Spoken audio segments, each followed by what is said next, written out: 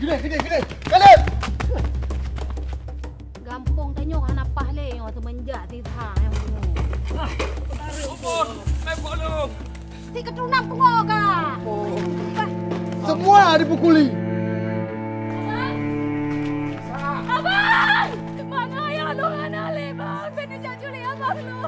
Ayah sana, kamu mengganggu si thangnya. Tungku punya cara agar Bang Ishak nggak lagi dipasung.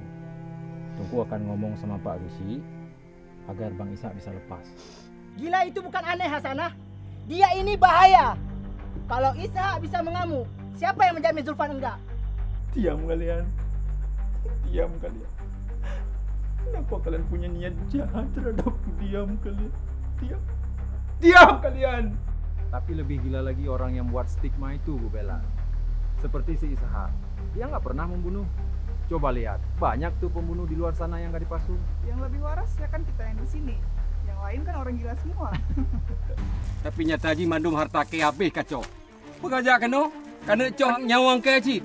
Hah? Tak paling kayak petak ke dia. Hah? Gara-gara kah ke ranti ini.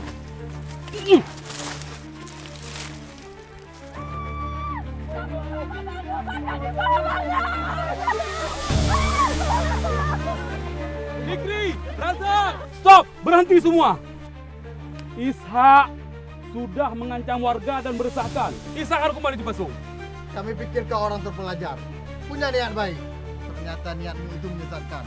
Kau lepas pula orang gila itu. Kalau bukan karena kamu, Ishak nggak bakal lepas.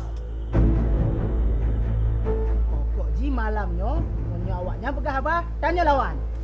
Benar ingat bah? Gampongnya, tanyo yang jaga.